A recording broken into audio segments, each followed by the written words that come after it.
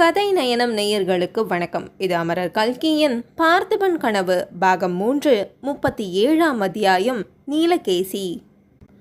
பாறை மறைவிலிருந்து சிறு தொண்டர் வெளியே வந்ததும் இன்னும் பல அதிசயங்கள் அங்கே நடந்தது. அங்கங்கே இருந்து பல போர் வீரர்கள் வெளியே வந்தாங்க. இதை விட பெரிய அதிசயமா, இவ்வளோ நேரம் கட்டுப்பட்டு இருந்த சிவனடியார் திடீர்னு எப்படியோ கட்டுக்களை அவிழ்த்துக்கிட்டு பலிபீடத்திலிருந்து எழுந்து நின்னாரு. சிறு தொண்டரை பார்த்ததுமே மகாகால பைரவனுக்கு உடலெல்லாம் நடுங்க ஆரம்பிச்சது.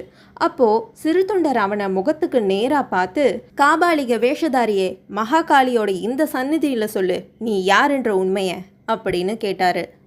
அப்படி அவர் கேட்டதும் உடம்புல தெம்பில்லாதவன் மாதிரி தொப்புன்னு தள்ளாடிக்கிட்டே கீழே விழுந்தான் காபாலிகன். உடனே சிறு தொண்டர், மகாஜனங்களே எல்லாரும் நெருங்கி வாங்க, மகாகால பைரவர்ன்ற ஒரு பொய் பெயரால இத்தனை நாளும் உங்களை ஏமாத்திட்டு இருந்த ஒத்த கை மனுஷனை பற்றின உண்மையை நான் இன்னைக்கு சொல்ல போறேன். நம்ம பிறந்த இந்த புண்ணிய தேசத்துல எத்தனையோ மகா புருஷர்கள் தோன்றி இறைவனை எப்படி அடையிறது அப்படிங்கிற மார்க்கத்தை நமக்கு உபதேசம் செஞ்சிருக்காங்க.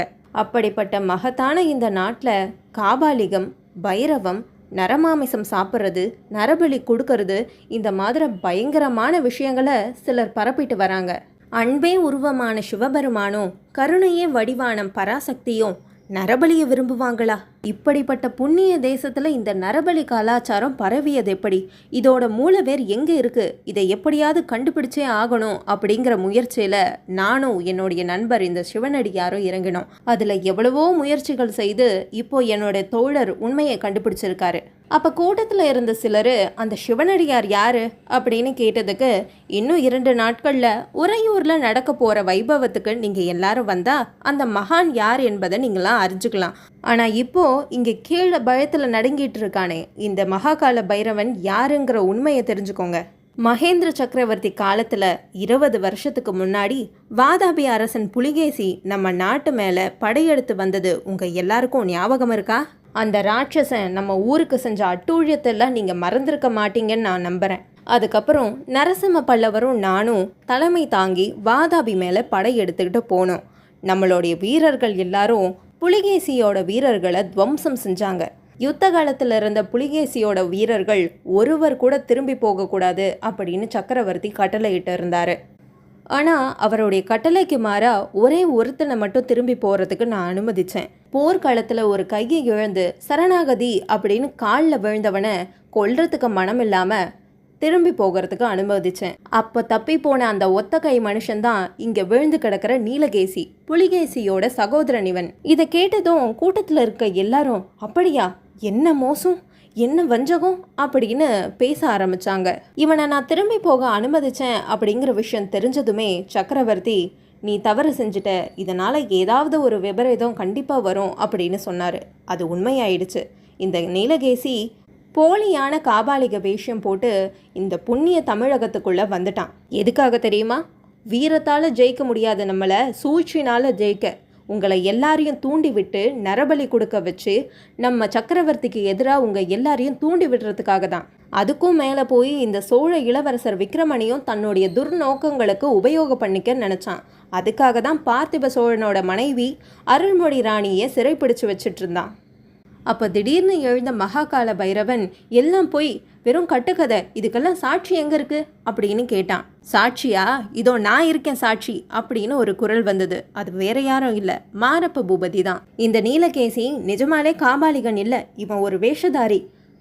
சக்கரவர்த்திக்கு எதிராக சதி செய்ய நினச்சான். என்னையும் கூட சேர்த்துக்க கேட்டான். ஆனால் நான் மறுத்துட்டேன். அதனால தான் இந்த இளவரசர் விக்ரமனை கூட்டு சேர்த்துக்க முயற்சி செஞ்சான்.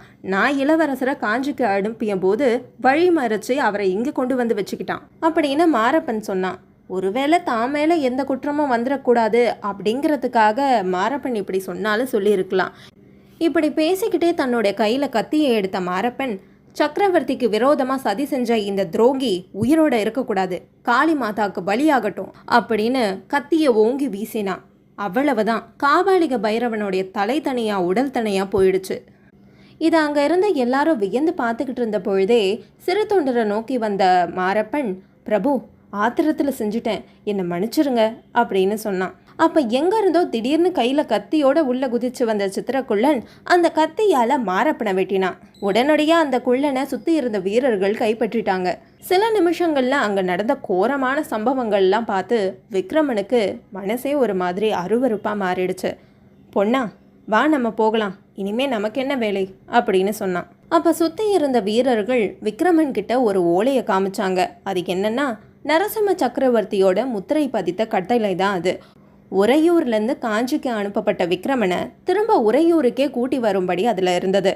அப்போ பக்கத்தில் இருந்த சிறு தொண்டர், விக்ரமா, நீ இந்த கட்டளையில் இருக்கிறபடியே உறையூருக்கு போ, நானும் உன் தாயாரை கூட்டுக்கிட்டு உறையூருக்கு வந்துடுறேன். இன்னைக்கு நீ செஞ்ச வீர செயல் எல்லாமே சக்கரவர்த்திக்கு தெரியும், அவருடைய மனம் மாறாம போகாது, அவசரப்பட்டு எந்த முடிவும் எடுத்துடாத அப்படின்னு சொன்னதும் அடுத்த நிமிஷமே பொன்னனும் விக்ரமனும் அங்கிருந்த வீரர்கள் கூட கிளம்பினாங்க. அத்தியாயம் 38. என்ன தண்டனை. அமாவாசைக்கு மறுநாள் காலை விடிஞ்சதும் மாமல்லபுரத்து அரண்மனையில் குந்தவி தேவிக்கு ஒவ்வொரு கணமும் யுகம் மாதிரி கழிஞ்சிட்டு இருந்தது. அடிக்கடி அரண்மனையோட மாடத்துக்கு போகிறதும் திரும்ப கீழே வர்றதும் பணியாட்களுக்கு கட்டளை இடுவதும் வெளியே யாராவது வராங்களா அப்படின்னு பார்த்துக்கிட்டே இருக்கிறதுமாவே இருந்தா. இப்படியே நேரம் கொஞ்சம் கொஞ்சமாக கடந்தது. நடுப்பகலில் அவ எதிர்பார்த்த மாதிரியே குதிரை சத்தம் கேட்டது. குதிரை ஒன்று அரண்மனை வாசலில் நின்றுட்டு இருந்தது. இதோ குதிரை வந்துருச்சு, அதுலேருந்து அவர் இறக்கிட்டாரு, மேலே ஏறி வராரு அப்படின்னு நொடிக்கு நொடி அவ பரபரப்பாக இருந்தா. ஆனால் அங்கே நடந்ததே வேற. உள்ளே வந்தது யாரு? சக்கரவர்த்தி. குந்தவைக்கு தலையே சுற்றி போச்சு. கொஞ்ச நேரத்தில் அதெல்லாம் சமாளிச்சுக்கிட்டு, அப்பா வாங்கப்பா, எங்கே போயிருந்தீங்க இத்தனை நாளா அப்படின்னு கேட்டா. சக்கரவர்த்தி, ஏன் இவ்வளோ பதட்டமாக இருக்க குந்தவி அப்படின்னு கேட்டதுக்கு, ஒன்றும் இல்லைப்பா, திடீர்னு நீங்கள் வந்துட்டீங்களே அதனால தான் அப்படின்னு சமாளிச்சுக்கிட்டா. ஆமாம், அதெல்லாம் இருக்கட்டும், ஏன் இவ்வளவு அவசரமாக உறையூர்லேருந்து கிளம்பிட்ட அப்படின்னு கேட்டுக்கிட்டே சக்கரவர்த்தி அங்கேருந்த ஆசனத்தில் உட்கார்ந்தாரு. குந்தவிக்கு பயம் தாங்க முடியல. ஐயோ, இவர் வேற வந்துட்டாரே, ஒருவேளை இவர் இருக்கும்பொழுதே அவர் வந்துட்டா என்ன பண்ணுறது, கேட்டால் நான் என்ன சொல்கிறது அப்படின்னு திருன்னு முழிச்சிட்டு இருந்தா. குந்தவி, இன்னைக்கு சாயங்காலம் நான் உறையூருக்கு கிளம்புறேன், நீயும் வரியா? உறையூருக்கா? எதுக்காப்பா? ரொம்ப முக்கியமான விஷயம் இருக்குமா, அருள்மொழி ராணியை கண்டுபிடிச்சாச்சு. அப்பா நிஜமாகவா? அதுவும் மகாராணியை கண்டுபிடிச்சது யாருன்னு தெரியுமா? நீ அடிக்கடி திட்டிக்கிட்டே இருப்பியே, அந்த வேஷதாரி சிவனடியார் தான். என்ன, தேவி இப்போ எங்கே இருக்காங்க? யாரை கொண்டு போய் வச்சுட்டு இருந்தாங்க? ஒருவேளை அந்த போனி சிவனடியார் தான்? அப்போ சக்கரவர்த்தி சிரிச்சுக்கிட்டே, இன்னும் உனக்கு சந்தேகம் தெரியலையாமா? அந்த சிவனடியார் அருள்மொழி ராணியை கொண்டு போய் வைக்கல, ராணியை கொண்டு போனது அந்த மகாகால பைரவர் தான். சிவனடியார் தான் தன் உயிரையே பணைய வச்சு ராணியை காப்பாத்தினாரு. இதனால அவர் உயிருக்கே ஆபத்து வந்தது தெரியுமா? அந்த மகாகால பைரவன் சிவனடியாரை காளிக்கு பலி கொடுக்க இருந்தானாம். அந்த நேரத்தில் அவரை காப்பாற்றியது யாரு தெரியுமா? யாருப்பா? செண்பகத்தீவிலிருந்து வந்தானே அந்த ரத்ன வியாபாரி தேவசேனன், அவன்தான். இன்னும் ஒரு பெரிய அதிசயம் தெரியுமா உனக்கு? அந்த ரத்ன வியாபாரி உண்மையாலே யாருன்னு தெரியுமா? தேசபிரஷ்டம் ஆய்போன விக்ரமன் தான் அவன். தாயை பார்க்கறதுக்காக இப்படி மாறு வேடத்தில் தாய்நாட்டுக்கு திரும்ப வந்தானா. என்ன தைரியம் பார்த்தியா அவனுக்கு? அப்போ குந்தவி அழுதுகிட்டே, அப்பா அவங்கெல்லாம் எங்கே இப்போ அப்படின்னு கேட்டா. யாரம்மா கேட்குற?